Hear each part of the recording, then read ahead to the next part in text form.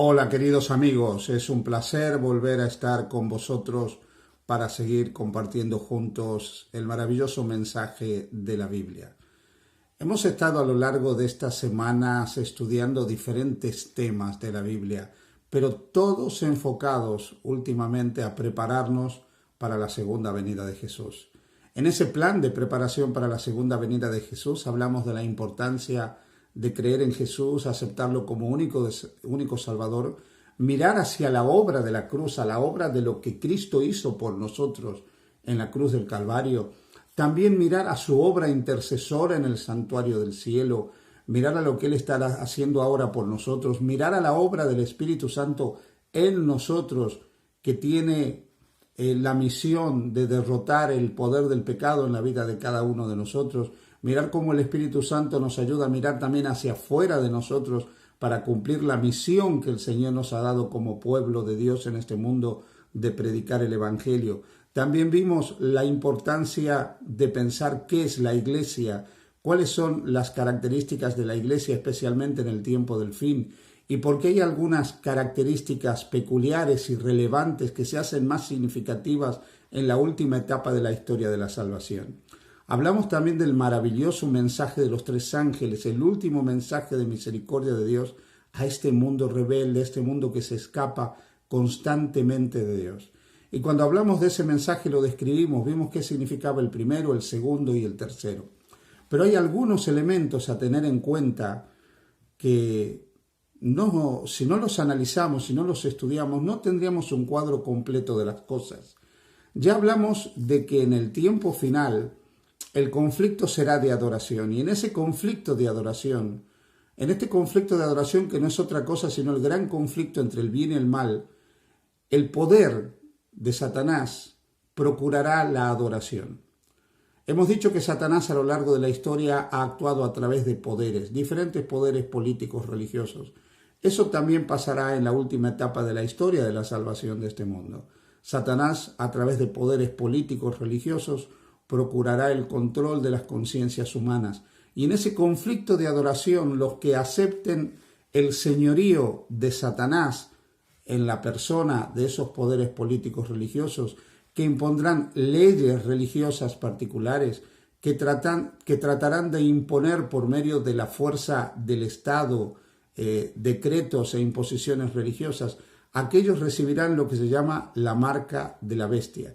Y dijimos que esa marca es lo opuesto al sello de Dios. Identificamos el sello de Dios como la fidelidad a los mandamientos de Dios, incluso el cuarto mandamiento que manda a guardar el séptimo día de la semana como día de reposo del Señor. Dijimos también que el papado durante la Edad Media cambió la observancia de los mandamientos, quitó el segundo mandamiento, quitó el cuarto mandamiento y que reemplazó la observancia del sábado, monumento conmemorativo del poder creador y santificador de Dios, por el primer día de la semana como día de reposo. En el tiempo del fin, el conflicto entre estos dos días de adoración será determinante. Los que quieran ser fieles a Dios y recibir el sello de Dios tendrán que ser fieles a toda la voluntad de Dios, incluso el cuarto mandamiento, que tiene las características de la marca de lealtad a Dios, como ya lo hemos estudiado. Por otro lado, el primer día de la semana se transformará en el sello de la lealtad a un poder político religioso que impone dogmas religiosos que no se pueden fundamentar en la palabra de Dios. No obstante, el capítulo 13 de Apocalipsis menciona algunos detalles que no hemos comentado. Por eso quisiera ir con vosotros al capítulo 13 de Apocalipsis y que leamos juntos desde el versículo 16 al versículo 18 para aclarar un par de conceptos. Y hacía que a todos, pequeños y grandes, ricos y pobres, libres y esclavos, se les pusiese una marca en la mano derecha o en la frente. De esto ya hemos hablado. Pero notad, y que ninguno pudiese comprar ni vender, sino el que tuviese la marca o el nombre de la bestia o el número de su nombre. Ya hemos visto que recibir la marca de este poder llamado la bestia permitirá llevar una vida normal, pero si no se lo tiene, no se podrá comprar ni vender, comerciar, circular, tener una vida económica normal, lo cual es catastrófico, porque realmente todos necesitamos comerciar libremente para poder existir. Si no podemos comprar alimentos, ni siquiera podemos subsistir. Si no podemos comprar semillas para plantar alimentos, no podemos subsistir. Si no podemos comprar elementos fundamentales de la agricultura, aunque quisiéramos vivir de la tierra, no podríamos ni siquiera vivir por nuestra propia cuenta. Es muy complejo no poder comprar ni vender. Esto significa que este poder político religioso, en el tiempo del fin, tendrá el control de las finanzas mundiales y podrá determinar quiénes ejercen un libre comercio y quién no, quiénes tienen acceso al dinero y quiénes no, quiénes tienen acceso a la compra y a la venta y quiénes no. Pero hay un detalle aquí cuando habla de la marca de la bestia, de lo cual hemos hablado, pero luego habla del nombre de la bestia o el número de su nombre. Y en el versículo 18 dice: aquí hay sabiduría, el que tiene entendimiento cuente el número de la bestia, pues es número de hombre y su número es 666. Yo quiero hablaros del nombre y quiero hablaros del número brevemente en este diálogo con vosotros. Para poder identificar el nombre de la bestia, la tenemos que rastrear a lo largo del libro de Apocalipsis. La primera vez que aparece la mención a esta bestia, a este poder, aparece en el capítulo 11 de Apocalipsis. En el capítulo 11 de Apocalipsis, en el versículo 7, dice: cuando hayan acabado su testimonio, la bestia que sube del abismo hará guerra contra ellos y los vencerá y los matará. La primera mención es para llamarla la bestia que sube del abismo.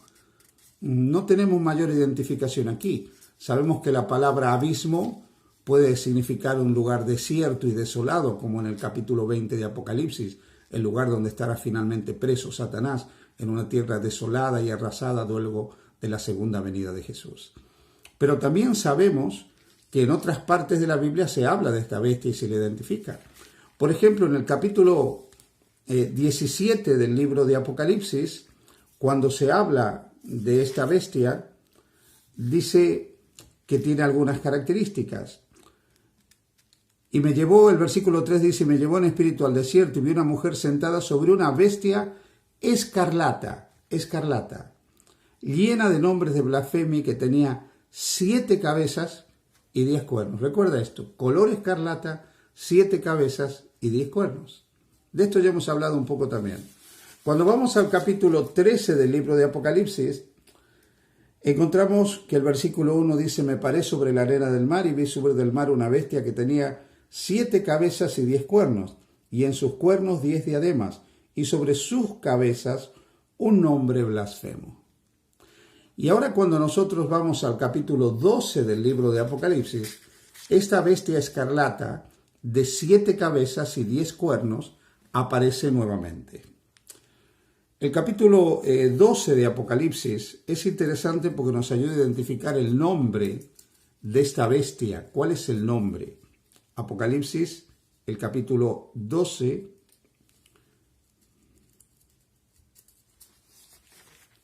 menciona lo siguiente. Apocalipsis 12, versículo 1. Apareció en el cielo una gran señal: una mujer vestida de sol con la luna debajo de sus pies y sobre sus cabezas una corona de 12 estrellas. Esta mujer representa al pueblo de Dios.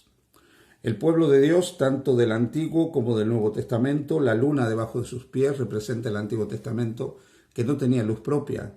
La luz emanaba del Evangelio que vendría con Jesús. Pero está vestida ya de sol porque trae al Mesías, y tiene la cabeza coronada de 12 estrellas, que son tanto los 12 patriarcas del pueblo de Israel como los 12 apóstoles del Nuevo Israel. Pero más adelante, dice en el versículo 3, también apareció otra señal en el cielo. He aquí un gran dragón, notad, escarlata, que tenía 7 cabezas y 10 cuernos, y en sus cabezas 7 diademas. Nuevamente aparece aquí la bestia, pero se le identifica con un dragón escarlata, 7 cabezas y 10 cuernos. Pero no se nos da el nombre todavía. Tenemos que ir un poco más adelante para saber cuál es el nombre de esta bestia de 7 cabezas y 10 cuernos de color escarlata. Mirad lo que nos dice el mismo capítulo 12 de Apocalipsis, el versículo 9 en adelante. Y fue lanzado fuera el gran dragón, la serpiente antigua que se llama Diablo y Satanás, el cual engaña al mundo entero, fue arrojado a la tierra y sus ángeles fueron arrojados con él. Así pues, esta bestia escarlata, de 7 cabezas y 10 cuernos, no es otro, sino el mismo Satanás. El mismo Satanás que a lo largo de la historia se va actualizando para poder actuar. Se actualizan diferentes poderes representados, como ya dijimos, por las cabezas, por los cuernos en el tiempo del fin, que son los poderes políticos, que unidos a los poderes religiosos perseguirán a los hijos de Dios. Así que el nombre de la bestia es la serpiente antigua que se llama Diablo y Satanás, aquel que engaña al mundo entero desde su propia apostasía. ¿Qué significa esto? Que en el tiempo del fin, aquellos que elijan adorar un sistema falso, aquellos que elijan seguir lo que impongan estos poderes políticos religiosos, estarán recibiendo el nombre de esta bestia. Estarán identificándose en su manera de pensar o en su manera de hacer con Satanás, la serpiente antigua, el diablo. Recibirán la impronta del carácter satánico. Se transformarán en intolerantes, se transformarán en perseguidores, se transformarán en opresores. Por eso es, si tú recuerdas, cuando hablamos de la imagen de la bestia, que dijimos que es la unión del poder político de los Estados Unidos con el protestantismo que entrará en un estado de apostasía, se nos hablaba de esa bestia de Apocalipsis 13, la segunda, los Estados Unidos, que tenía semejanza a cuernos de cordero, pero terminaba hablando como dragón, porque se transformaba en un poder opresor para oprimir y quitar la libertad de conciencia, para derribar el muro de separación de la Iglesia con el Estado e imponer dogmas y decretos religiosos, incluso unido a Roma. En ese tiempo final de la historia de la salvación, 3 poderes religiosos se unirán, que el libro de Apocalipsis en el capítulo 16 llama la bestia, el dragón y el falso profeta, que son el romanismo, el protestantismo apóstata y el espiritismo. Unidos a los poderes políticos de este mundo, perseguirán al pueblo de Dios. Aquellos que acepten la imposición de las leyes religiosas de estos poderes recibirán la impronta de Satanás en su frente o en su mano. Podrán comprar y vender libremente, podrán comerciar libremente, pero se habrán apartado del Dios verdadero. También hemos visto que aquellos que tengan el número de la bestia, que es 666, podrán comprar y vender libremente. Este número ha sido un número enigmático. A lo largo de los siglos los teólogos le dieron diferentes interpretaciones. Pero el mismo texto de Apocalipsis 13 nos da la clave para saber qué significa el 666. No tenemos que ir más allá de la Biblia para ver cuál es el significado de este enigmático nombre. Aquí hay sabiduría, dice Apocalipsis 13:18, el que tiene entendimiento cuente el número de la bestia, pues es número de hombre, y su número es 666. La Biblia dice que Dios creó el mundo en una semana, pero el 6º día creó al hombre, creó al ser humano. El ser humano que fue creado por Dios fue hecho en el 6º día. El 6, por lo tanto, representa lo humano, representa al hombre, representa al ser humano. Por lo tanto, 3 veces 6, 666, es humano, humano, humano. Lo humano, queridos amigos, es lo opuesto a lo divino. Lo humano es lo opuesto a la deidad. Quiere decir que este poder es un poder opuesto a la deidad. No tiene nada que ver con la divinidad. No tiene nada que ver con Dios. Es la antítesis de Dios. Es lo opuesto a Dios. Así como los seres humanos no somos divinos, este poder no es un poder divino. Así como los seres humanos no tenemos superpoderes, este poder no tiene superpoderes.